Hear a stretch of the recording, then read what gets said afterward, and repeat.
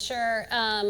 Yeah, so I worked on student debt when I was at the Treasury Department. So kind of when Claudia was over at the Fed kind of crying about the recovery, I was like over at the Treasury crying about student loans.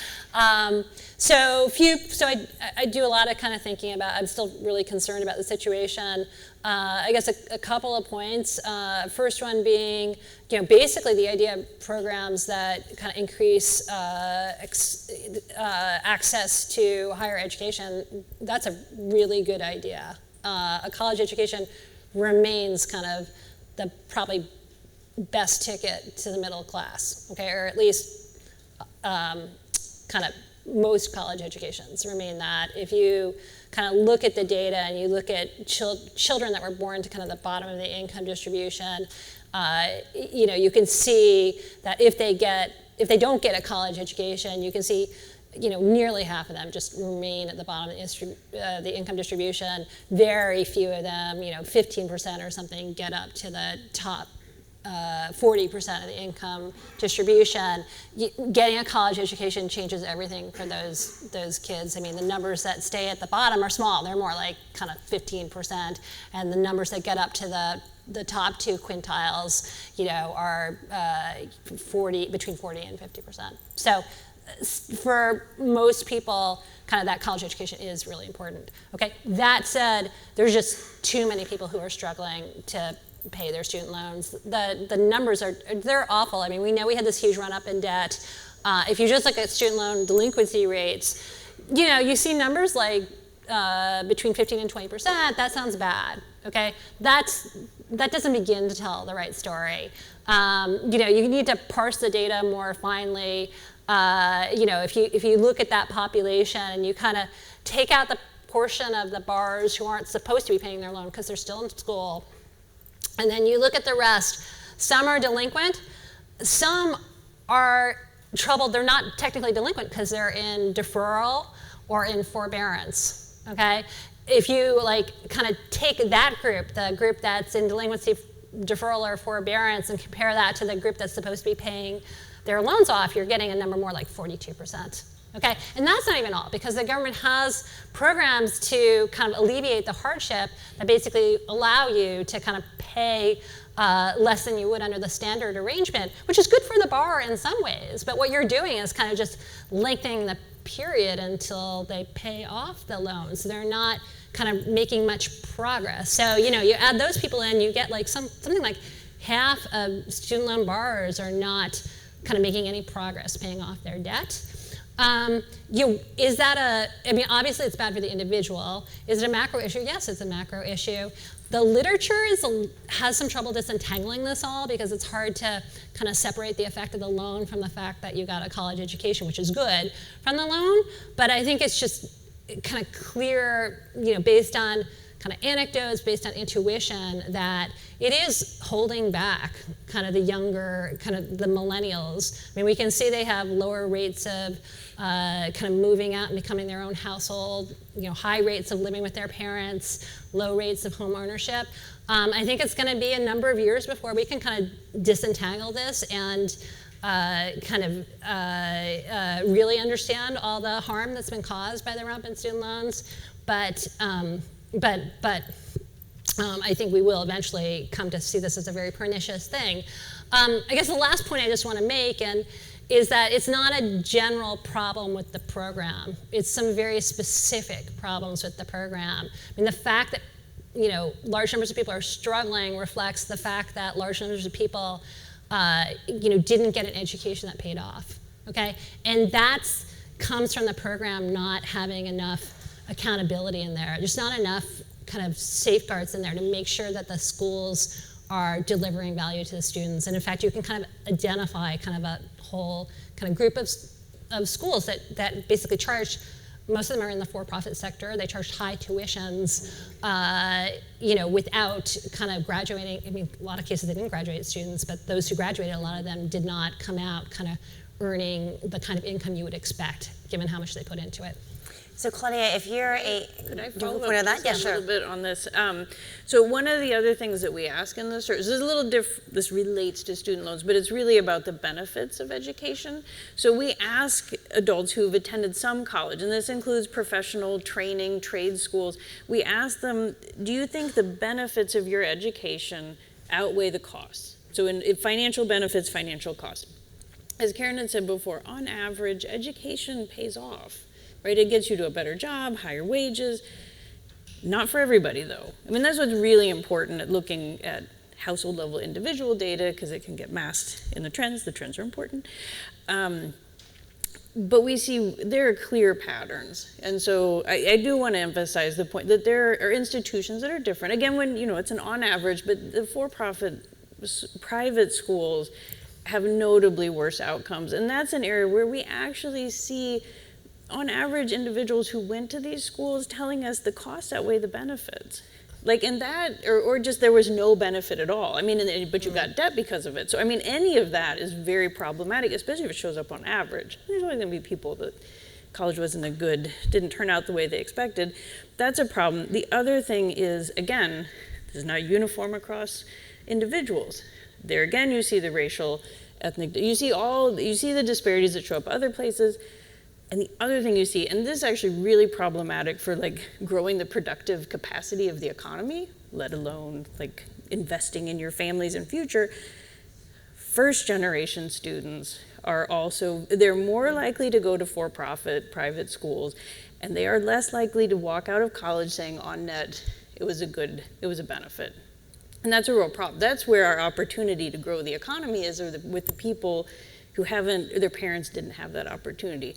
So but education's good, and it's this really big balancing act of but as with almost everything, the details matter, right? And if you don't specify the details, if you don't put oversight in place, and it's varied over time how much oversight there is, and there's research that shows oversight matters, rules matter, but I think that's the piece, that it's all this together. You've got student loans, the completion rates are too low, you have programs that really don't have value added, so you got to kind of deal with those separately. Yeah, I should have flagged that with the trends. The racial disparities in student loans, they're awful.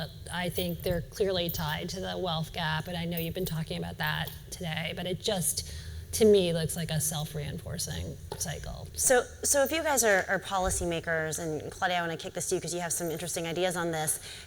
You're faced with another recession. You're looking at households with thin financial buffers who maybe have not had the ability to invest in themselves, saddled with debt. What is the way to help them? Is there a uniform policy that can be best directed at these families and at these households? So in terms of recessions and how to support these families that have thin buffers, I mean, frankly, it's get ready now. So I think this is the thing. A lot of times with fiscal policy, now there are many automatic stabilizers in place, like unemployment insurance, extensions. The unemployment rate takes some time to rise, right? So it'll get there, and that's very important to have targeted support for families. What I had talked about in the policy chapter I wrote is we ought to have payments to households that go out quickly, right? And so this was kind of one of the things I had developed was a recession indicator to say, we're in a recession, get those checks out. And I think, and that's an opportunity for the government, and they've done this in the past. We have experience with payments or different tax cuts and different things, but they've always had to go through Congress. They have to get approval. The details have got to get worked out exactly what to do it. There's no reason why we couldn't sit down right now and write up a plan and have those policies, if not already approved in kind of an automatic way, at least have them figured out. And these would be direct payments to struggling individuals. Well, in my proposal, and this again is kind of looking at the research, other people could disagree, what I had proposed is just cut a check to everybody. Get it out the door. I think there are these differences in spending propensities. I think, trying to put on my lopsided little political economy hat, I think they're very transparent. Monetary policy is not transparent. It's really hard to explain what it's doing. It's very good, it's very important. It also works with a lag. people can understand, like the government's got my back. They're giving me $1,000 and they give it to everybody. It's not like the mortgage forgiveness where this was like, well, I picked a good mortgage, and it goes out to everybody and people know it. And there's no, anyway, so that was part of my proposal, but that's like a piece, and this volume talked about there are all kinds of stabilizers, food stamps, unemployment insurance, payments to stay. I mean, there's so much we could do, and there's so much we could do now to get ready. That's for a recession. I don't want to just be all about business cycle stabilization, though that's been my life for 12 years. Because there are a lot of policies we can just think about in terms of safety nets that could allow households at any point in time to save, build wealth. But that's that isn't something I've spent time on. But Karen, you've also kind of pointed out that your experience from the previous recession was that maybe some of the standard tools that we would use in a recovery didn't work the way that you thought they would, because people's experience was different, and because the earnings and sort of the damage that individuals' households were facing was so varied. Yeah, so that's right. I mean, I think so I think the world is changing all the time. Glad that Equitable Growth is sponsoring research to try to understand more about heterogeneity across households, meaning differences across households that make the effect kind of different over time. But for example, when we talk about monetary policy, kind of there are the traditional channels through which we think it operates. But to the extent you're cutting rates and you think people are going to refinance their loans and kind of then have more cash in their pocket to spend, well, if a bunch of people are underwater, it doesn't work. If you are cutting rates and you think, oh, people are just going to go out and get more car loans, well, people are already kind of tons of student loans and the car dealer is not going to give them a loan, that's not going to work either. So you got to keep kind of policy needs to kind of be nimble in this regard and keep thinking these things through. How important is the automatic part in automatic stabilizer? Do you have something on the monetary policy front? Or? Yeah, so I was going to come back to automatic, that. But I do want to add on monetary policy, and again, disclaimer. No, because I think the other piece, and again, there's a lot of very interesting research trying to figure out this unconventional monetary policy. So, I mean, they lowered the federal funds rate to 0, and that was pretty early in the recession. And then it was like, okay, what else can we do? Asset purchases, different things to try and lower long-term interest rates. They don't directly hold forward guidance, like tell you all to start spending. That was interesting. But one of the things that we've seen in the recovery is asset prices recovered, right? So you saw both house prices, and as Karen said, if you lost your house, well, it doesn't really matter that house prices are going, and actually it's probably bad for you if you're trying to get back in and buy.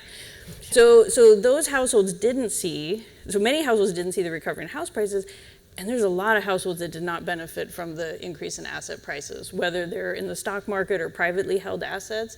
And that was one of the things with these distributional financial accounts that look at wealth. Middle income households, and this we worked on a speech Governor Brainerd gave in May. Middle income is like 70th percentile and below. Their wealth has not recovered in aggregate from the Great Recession. And it was just like the end of last year, it was getting really close, but it hadn't recovered. Everybody above that, especially if you look up at the top 10%, it's up a lot, right? So, I mean, not like it's up 20% or something, but that's a big difference. And this is years into the recovery. And a lot of that's related to, and this again is not just unconventional policy doing this, but just in this recovery, what you've seen is these asset prices increase, and that didn't apply to a lot of people directly. I mean, there's all kinds of indirect effects from the economy being in a better place. So that's, and I think there's a lot of research just trying to figure out what are these transmission channels. They may be different now given the tools we have. It sure looks like we'll probably be using some unconventional policy when the next recession comes. So there's that piece, and I think that's a challenge for the Fed, not just to know how to combat the recession, but for us to really understand how different households are affected when they do something that's very broad brush. So there's that. I do think, is that the reason I think the automatic is important is you just get it out the door faster. And with recessions, and I think one of the reasons the Great Recession, like the recovery was slow, it was great in terms of the shocks. I mean, what actually happened early in the recession with the financial crisis, and like that was big. Like that was a big hole that households had to come out of, businesses had to come out of. And as I said, some of them haven't yet. So the idea of the automatic is to get it out fast. My proposal is to get out a lot, like $100 billion a lot, like that's, and what that potentially can do is make this recession less severe. I mean, it would have taken a whole lot more than $100 billion to do, and I mean, there was stimulus that went out in that regard. Christy Romer was right, we needed more. Anyway, but like, that was a big hole, but in a more like garden variety recession, if you can get in there quickly, you could at least soften the blow. And that's part of the piece of the automatic, is it's just you can push it out fast, you can maybe make it a little less severe, and that's not just about the recession in the moment. We know that recessions have long-lasting negative effects. And so it can like kind of do on both sides. Can I do 30 seconds on the, Absolutely. On the automatic question? I mean, I agree with everything Claudia said, but this touches on some of the research I'm trying to do right now, which is the automatic stabilizers are really important, and it would be great to put more in place. We know discretionary policy is also going to be an important part of the response to the next recession. And you know, what the research community needs to be doing, and this is part of what I'm doing in my own research, is just thinking through, you know, what kind of numbers will be involved, you know, for a given increase in the unemployment rate, where to best target it, with the idea of just trying to socialize these ideas now. Claudia's right. Do you have any numbers that you could preview for us? Not yet, okay. That's been a couple months. But, you know, when Congress sits down to kind of write the discretionary spending, what they need is some sort of blueprint. Well, first of all, we don't want them suffering from sticker shock, which was wrong in the last recession, but they need some kind of blueprint to go off of, because the discretionary stuff is slower than the automatic stuff. I'm going to take a couple of questions from the iPad. One is on full employment. Obviously, the jobs report came out today. Unemployment rate at 3.6%. Neil Kashkari tweeted and said, we're still not at full employment. This can go to both of you guys, which is, what is the potential of full employment to close these gaps in income and in wealth? If we reach full employment, will it finally happen? I mean, certainly, I think it's been you know, pretty well accepted that one of the benefits of this we have a hot economy, and one of the benefits is that we are seeing stronger wage growth, particularly for people in the lower part of the income distribution. It's entirely what you would expect with an unemployment rate of around 3.5%. So that's been a kind of just really nice kind of byproduct of the hot economy. I will say, to agree with President Kashkari, you know, who would have thought we could be at 3.5% unemployment? And we saw wage growth pick up a bit, but it hit about 3% 9-12 months ago, and it's kind of just leveled out there. So we're not kind of seeing this kind of elevated wage pressures, which kind of suggests that there's more slack there. So to bring another data point to this, and I'm going to be a walking advertisement for the shed today. So one of the things that we did, and we can do this in a survey we have a lot of discretion over what we ask in the survey. So we said, okay, the populations we focus on, and the way we talk about the report are these low and moderate income individuals. Their work experiences are really different than any of our work experiences up here, because many of them have jobs where they don't have control over the hours. They maybe are working in informal sector and gig economy, like making ends meet, because again, they have thin financial buffers, so you figure out a way to make it work. So this last year, in 2018, we said, okay, we're gonna step back from these official statistics that are like, are you in the labor force and da-da-da. So we just asked people, are you working or not? Okay, straightforward, yes, no. If you're not working, do you wanna work? If you are working, do you want to work more? Okay, real simple, 4 buckets. 1 in 10 adults told us they weren't working and they wanted to work. Okay, we had to really do some digging before we put that in the report, because they're like, that's higher than the unemployment rate. Okay. Yes, it is. So in other parts of the survey, we asked people if they had sent in a job application in the last year. So that's really what explains the difference. About half of that group hadn't applied for a job. So they're not out there, but they want to. Okay. And actually unpacking that one a little bit more, because this really, I mean, that conceptually is where people start on full employment. So then we ask them why. Why aren't you working? You want to. A health limitation was a big piece of that.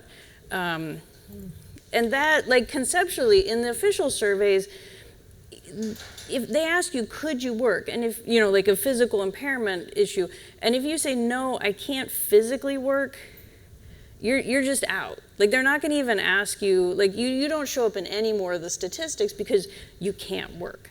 Okay, but like health is not, you just get stamped with something forever. So there's this issue of like just thinking about what do we mean by people who want to be working? Because conceptually that's full employment. Like if you want to work, you can get work. The other thing, and I'll be real quick because that little timer's going down. 2 in 10 adults were working and told us they wanted to work more. So this idea of underemployment is important too. And again, like there's a lot going on in that. So I mean, add that up, that's 3 in 10 adults. So we've got work to do. I don't want to say that that's full employment. The Fed has never been able to come up with a definition of full employment. But that's part of their mandate. So I think, and this was information that we presented to that audience. I mean, I think it's just other data, and we need to think about some of these other issues in the labor market. I'm going to try to sneak in one final question from the audience because it's a really good one, and I'm just going to read it because it was phrased very well. It says, no doubt that we're in a better place than we were in 2012, but our decade-long recoveries, where it takes 10 plus years to get close to where we were before a recession, is that going to be the new normal, and is rising inequality partly to blame? I'll let you take this one, Karen. You want me? Long recovery, lots of inequality. Are these connected? Well, I mean, I think part of the reason the recovery's been so long is because we fell into such a deep hole, and deep holes always take longer to climb out of. But yeah, no, I think rising inequality has been part of the story because, I mean, for the reasons I talked about earlier, it's just made it harder to kind of use our usual tools like monetary policy to kind of restore health to the economy, not only in the United States, but globally.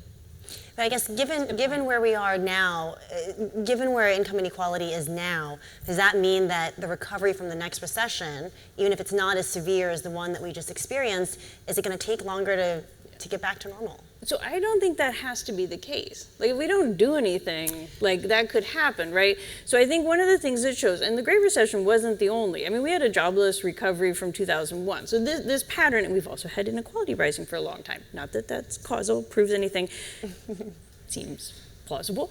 But that, to me, a lesson of that is like monetary policy cannot do this alone. And so that's just not a space. It can stabilize, but it can't address, or it has very weak tools to address income inequality or wealth inequality, any kind of inequality. So that means that we need fiscal. We need governments at all levels kind of thinking about how do we get at some of these root causes, whether it's and this goes really micro, right? Student loans, helping businesses get started. I mean, there's all kinds of ways to think about that bottom of the income distribution and how can we help them. So there's that on the government side. But I also think it's really important that the private sector thinks about this too. I mean, when I talked about these variable work schedules, I mean, there's some really interesting research that said, oh, employers do this because of the efficiencies. And there's research, I saw it at Equitable Growth, where basically like the front office is not efficient and they do weird things. And like that's why they need people to come in at strange hours.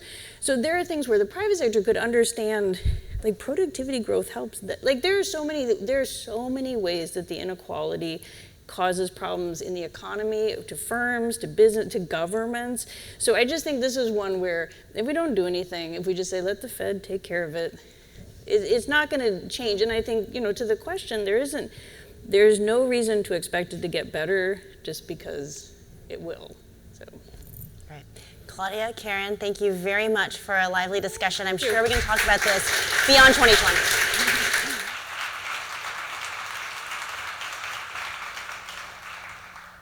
Please welcome